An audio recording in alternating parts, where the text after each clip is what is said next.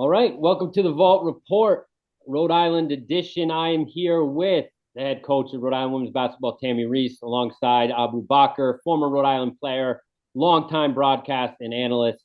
Appreciate you both. Tammi, how we feeling? I know we just got done with A10 Media Day last week. You guys are no longer creeping up on anyone. They know how good you are. Preseason poll number one, but just how are we doing? How are we feeling? Obviously, we love the respect for our program, for our kids. I think they've worked for that. They've earned that. After the A10 Media Day, we had a nice scrimmage up there at Boston College. So get to see an ACC opponent, big, strong, fast athletes, and really, really pleased with what we did going up there and how we performed. And other than turnovers, we can compete with those level teams. I love the X on our back. When you're good and you're good, you want to be number one. I don't want to be number 3 or number 4.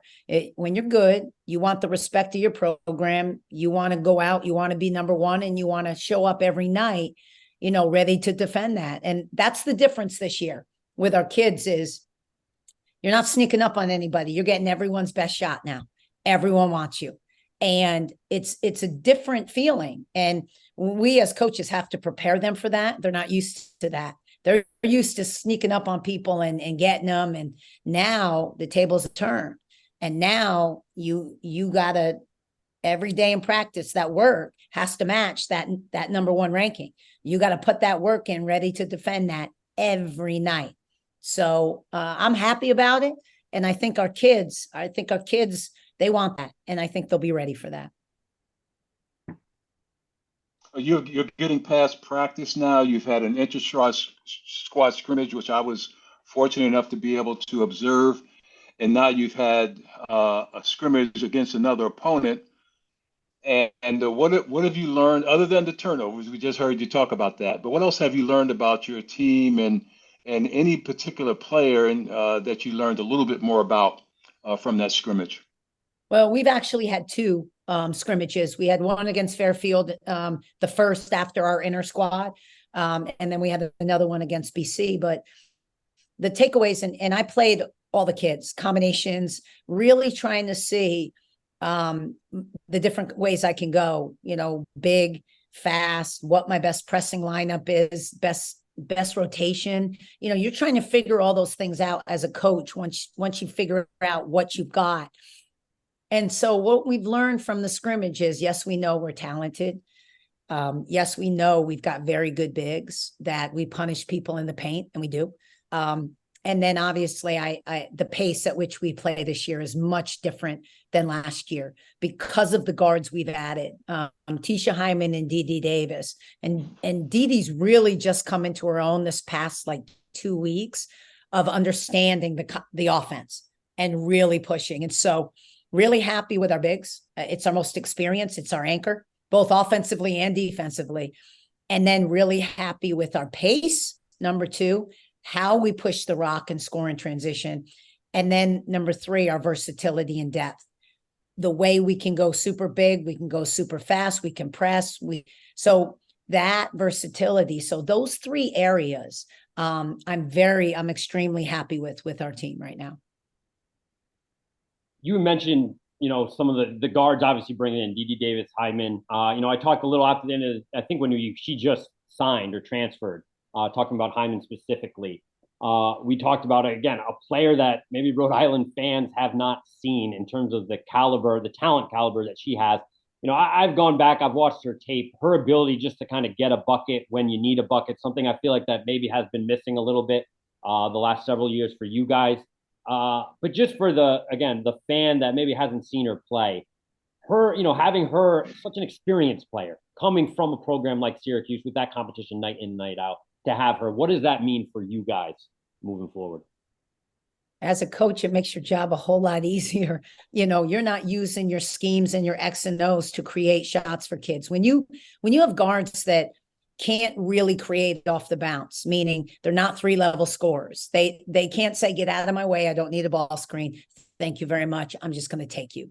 We've not had that. And last year, our offense was geared to get kid shots. We had to execute to win games. And this year is a lot different. So Tisha, at any time, you can go 1-4 low, get out of her way. She can create against anyone. She did it in the ACC against, it didn't matter, Notre Dame, Louisville, Florida State, you name it, she did it. And they all wanted her. And so for a coach, for me, just to watch her, sometimes I sit back and went, oh God, because I haven't been at that BCS level night in and night out where you see those kids that you go, my God, that's incredible.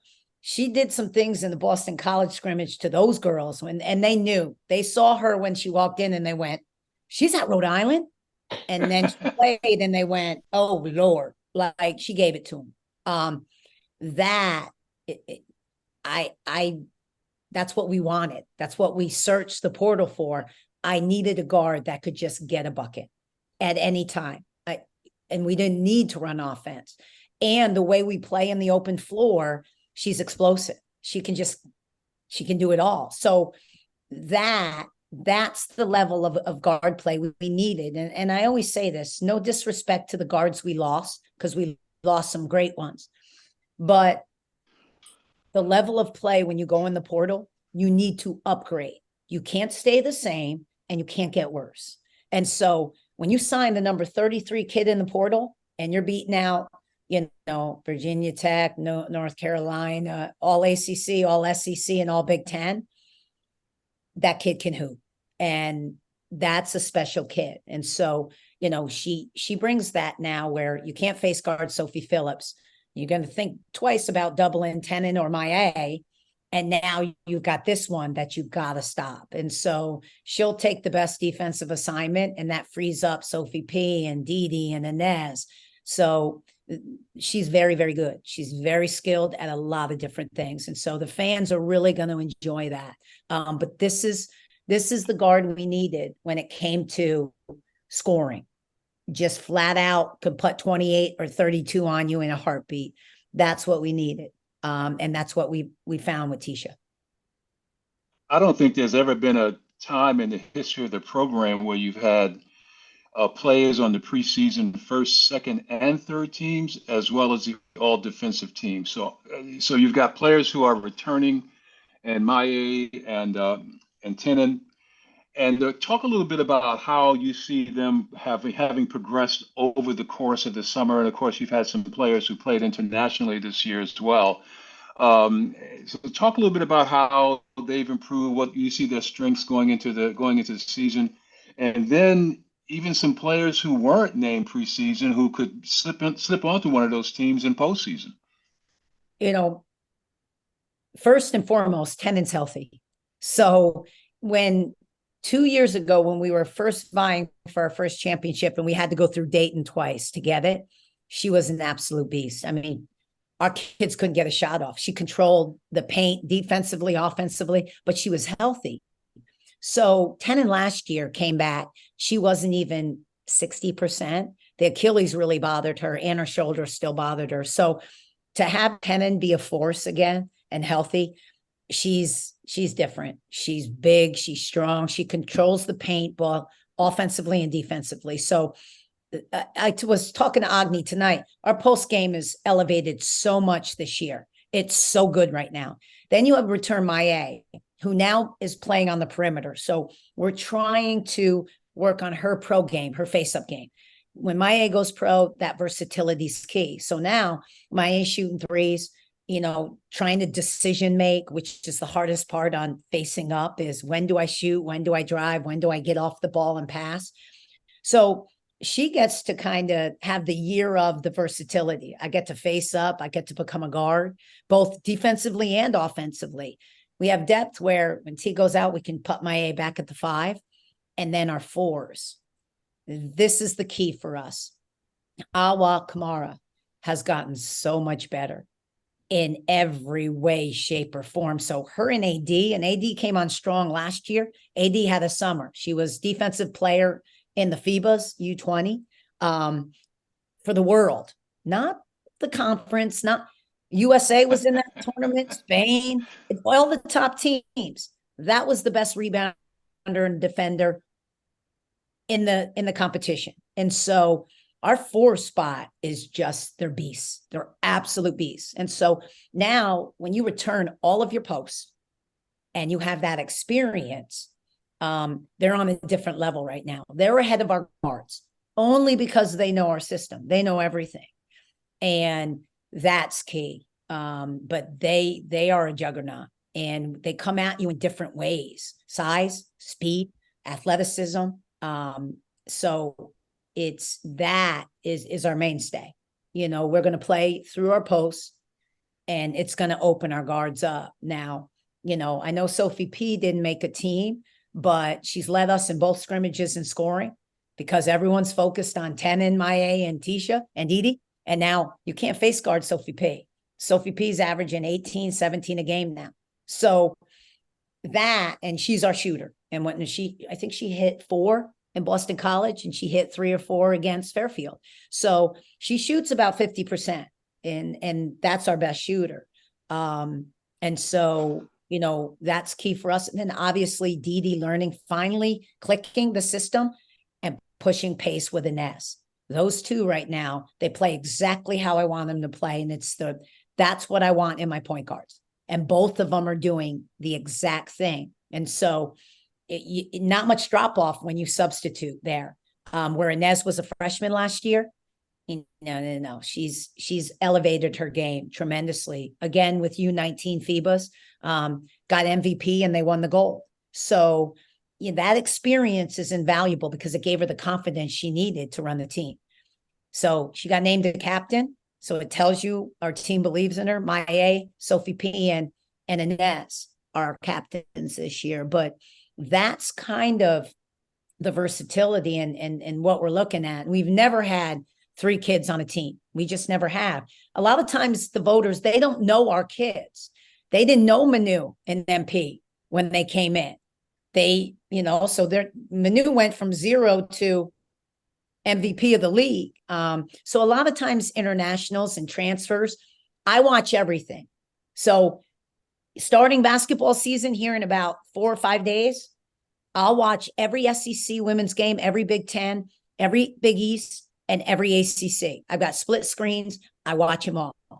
And then I see kids that are really good that aren't playing or don't look happy. And I run to my draft board and I open it up and I start listing them for the portal. And then that was Tisha for me last year. I watched every Syracuse game and I said, this kid's not happy. And I had her on my list. And so that's what we do. And so, a lot of times with this portal, you don't know half these kids transferring in. So they voted Tisha second team. If they really would have watched her, they know, oh God, this is a problem. She gonna be first team.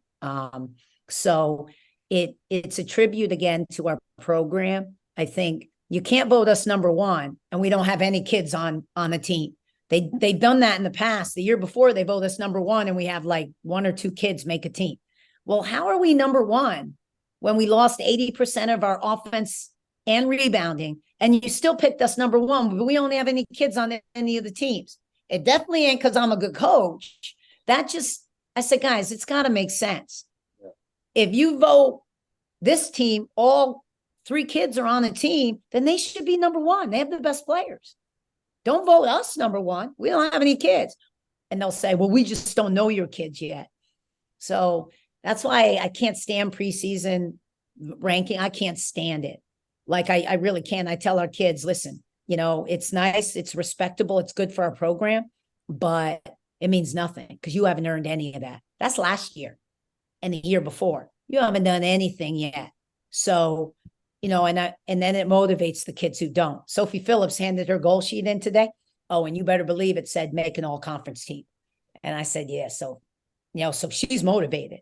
So I kind of use it as bulletin board material, or I'll use it to try to get our kids to work hard, but they do have to recognize they're a front runner now.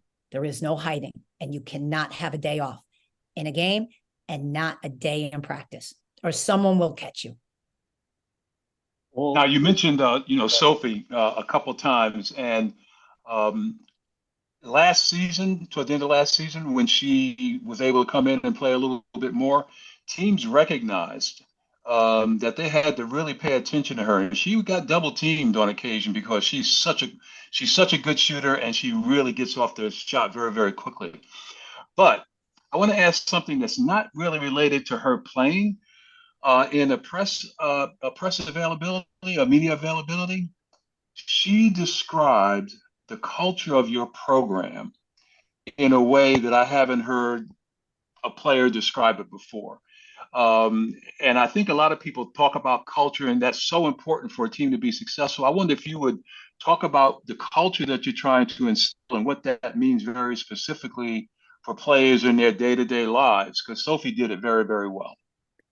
Well, we talk about, we have this thing called the way of the champion, and it's 10 characteristics that we try to teach our, number one, we recruit to it.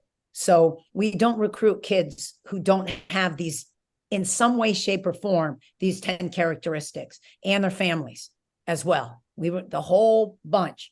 So, and then we hold them accountable to those characteristics every day. And in a family safe atmosphere that provides, a process of growth, not win at all costs, not break rules to win, not a process of growth every day that will lead us to where we need to go. We don't focus on winning. We focus on getting better every day and truly doing it as a family, meaning relationships are everything here.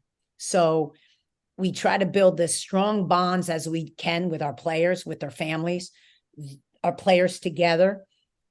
And, I think that's what's kind of saved. Sophie Phillips didn't play her first year at all. Second year, But Maya didn't play for 2 years. Didn't play. Don't talk about didn't play. Most kids would be in the portal and gone. And some kids enter the portal and leave, but I think the way we do it and the patience it takes to grow them, and we're very honest with them, but, it's such a strong culture that they feel confident in it, that, if I do A, B, C, and D, I'm going to get there eventually. I'm going to do it because we did it as a team, meaning we went from the worst team in the league to winning a championship in 4 years, not focusing on winning, not cheating, not doing it the right way. And the way Agni and I, when we first took this job, wanted to do it. And they see that. So they think that's how it's going to be individually as well. If I focus on this every day, I will become this player. And coach tells me will. And then I will play. And I trust them in that. And so, that's how strong our culture is. It really is. And no one's bigger than anybody else. Not a manager, not our top player, nobody. We're all equal, including myself, and so when you have that environment, I think it's such a healthy environment for a student athlete. And I'm proud of that. It's probably the thing I'm most proud of is, our kids can thrive in the environment in which we created. Now, they may not always be happy with their playing time but those are just things. When we talk about what we put them in, the situations every day, I couldn't be happier in such a great environment, a healthy environment with good people that care about each other. And so that's what I'm most proud of, not the A10 championship, where we've taken what used to be here, which was a very bad environment. I can just say, the things that were done, they just, my God, it would baffle your mind. But that's what I'm most proud of is our culture is so strong now. If you don't fit, you're gone. But hopefully we don't even miss and recruit someone that doesn't fit that. And so, that's what I'm most proud of. I really am. And that's, the culture that I think Sophie's talking about, that, she thrives in. And she did. She's a perfect example of what hard work and patience, her and my A, what hard work and patience can do for you without instant gratification. I just want, so I deserve, I'm entitled. And if I don't get it, I'm leaving. And I tell our freshmen this year, go talk to those two on how you do it and how you grow. And not just grow, all of a sudden you explode. It takes 1.5 years. And now they're impact players. They went from 0 to hero. And my A2, Sophie in a year. That's patience and hard work. And that's what our culture is about. That's what it is. It's the process. So embrace it, and it will lead you to the promised land. That's very well said. And that kind of was the segue into my, kind of last question, which was this freshman group. Everyone is happy right now because you haven't played a game in terms of minutes. And your job, obviously, like you just mentioned, in terms of culture, isn't to make everyone happy. It's hard for freshmen to make an impact. And this is also a class that, I feel like I've been watching over the last 2 or 3 years. I know you have, obviously, since you recruited them, but their talent level, you see them in high school, you recruit them, you know them, but to actually see them day to day learning, how do you feel like they can impact this year, and just how do they set the foundation again moving forward to continue what you guys have done? Well, it's always hard because, freshmen, the jump from high school to college, college to pro, the level at which the physicality, the speed, the pace at which you play is so different than high school. It's almost, for some of them, it's a shock. They have to learn their intangibles before their skill. It doesn't matter their skill. If you don't play hard, you're getting cracked by a college kid. If you're trying to learn a system and you're overthinking it, there's just so much for freshmen that, and believe you me, they're not all happy because, they don't like not being successful in practice. They don't like getting, served in practice by vets. And so, again, we just had their player meetings today, and it's trust the process. We give them very specific things to work on, 1 or 2 things that can get them on the court and keep them on the court, while they're trying to learn. But the biggest thing for the freshmen is pace. You must play at the speed of the game and be able to function, the physicality of the game, and then decision-making is always freshmen, is don't try to do too much. Understand who you are and what we need you to be right now. And who are you on the floor with? If you're Didi, Tisha, Maya, and Tenen, you have 4 kids that can score 20 points a game. I don't need you to score and create. I just need you to make open shots. Be solid. Don't turn the ball over, and defend and rebound. Defense and rebound, they'll get you and keep you on the court. It did AD last year, and she couldn't shoot a lick. So getting them to really start to think the game and understand who they are their freshman year, and that they understand they earn everything here. Nothing is given. You must compete to earn your minutes. And they can grow or they can go down according to what you do in practice. And so they're very good with that because all 3 are very smart. But there is a learning curve for them. And the biggest one is, Coach, I've never played at this pace. Every cut, you're screaming at me. Every box out, yes, that's college. And then when they want to become pros, it's a whole nother level that is so different. When they say Angel Reiss is going to have a hard time adjusting, she's going to have to adjust. She's not going to go in there and dominate. You're playing against Asia Wilson and Brianna Steele. Are you crazy? She's not used to that. And they're pros. And so, Abu knows what I'm talking about when we say high school, college, and then pro. And so the adjustment, anytime you jump, it takes a while. Even the best, even Caitlin Clark will have to adjust. The best of the best. Because again, it's a little bit of a shock when you first enter something new. And for a freshman, that's been it. It's just that, like, my God, this is intense. And they've never had to do that because they've all been so talented in high school that you get away with, I don't have to work hard. I can jog. I can take this play off. I can not here and not for me. You can't play for me if you don't have a motor. You cannot do it. So, but I'm proud of them because all three of them are fighting. And that's one thing I will say. They're trying to get it done, and it's not easy. And I'm very proud of them for that. Nathan, do we have time for one more? Yeah. Sure. Yeah. Coach does. Okay. Go ahead.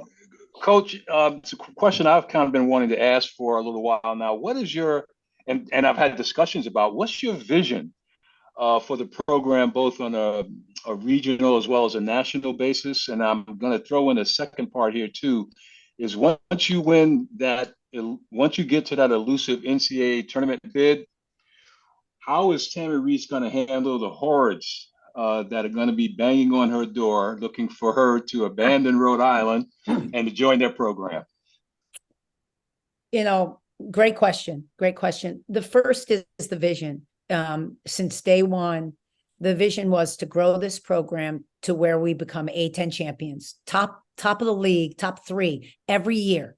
We sustain success, that we're vying for a championship every year. Win the A10 tourney every year. We're in the finals. We got to do that this year. That's a goal always, and it's been our team goal. They said it today, but really, regionally being the top mid-major in the region, top 3, top 4. That when people hear Rhode Island, they think that's a basketball school. That you're going to get to the tournament with that school. They're a great basketball school on now a national level. So when you get votes in the polls, and you start making noise on the national stage from reporters, from the press, from the AP, but also from your peers, from coaches who know your program, who know your kids, that's when you know you're competing at that elusive NCAAs every year. And that's our vision. And this year, Abu, I had 4 offers, not interviews, offers, flat out. Take it. We want, whether my buyout was $1 million or not, they did not. And I didn't do anything yet.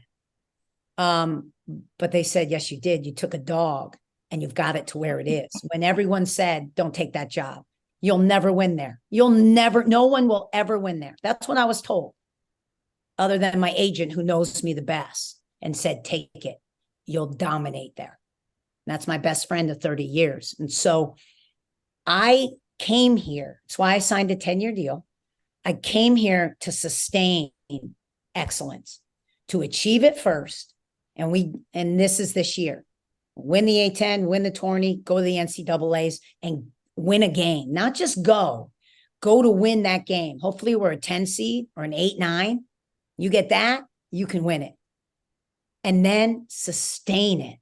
Sustain greatness. It's one thing to get there. It's a whole nother thing to do what Gino or Dawn or Kim Mulkey or Tara Vanderveer does. They sustain excellence every year.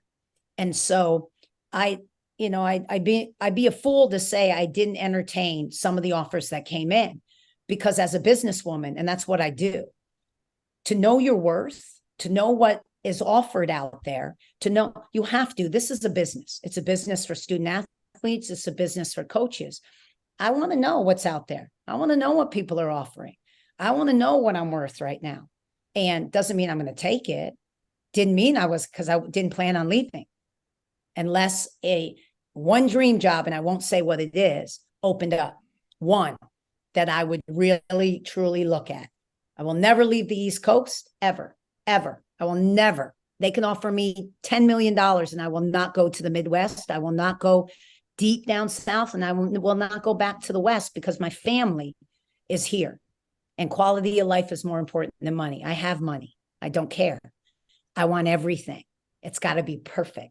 So maybe there's one job out there I would truly entertain, but not until we do what we came here to do. And that's win the Triple Crown, what I just said, and then start to build excellence. So when it's my time to retire, or maybe go to the WNBA and coach, or maybe find that one job that will take me to my retirement, Agni is set for life here. He's the head coach in waiting. He has it built that there will be no drop off, because I will not hand it over to anybody else, because he built this with me. It was our vision. He's just as important to the school as I am, and we do it together. And so if I were, God forbid, I got sick, I wanted to make sure this program will always be at this level. And that's sustained excellence. And that's our goal, day in and day out. And when maybe I'd never leave, but the day I get tired and I can't sustain and I can't work like I'm supposed to work, it's time to hand the reins over to him. And we still will sustain excellence because it's he's going to do the same thing. And so, that's my focus is just here. After the season, I entertained some offers, and they couldn't give me what Rhode Island gives me.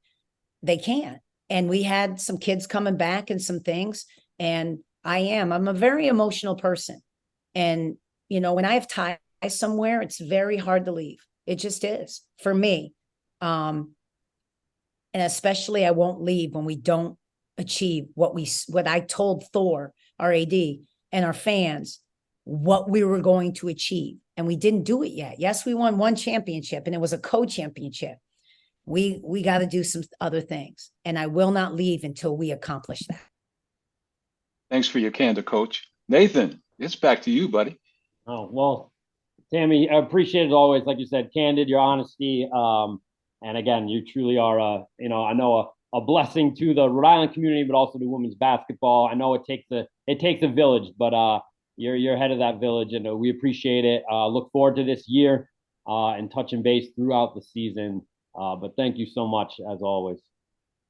Well, thank you, guys. Anything you ever need, you can call me. You can have any of our kids on. And November 7th, kickoff, Sacred Heart, 6 p.m. Be there. Love it. Go Rhode!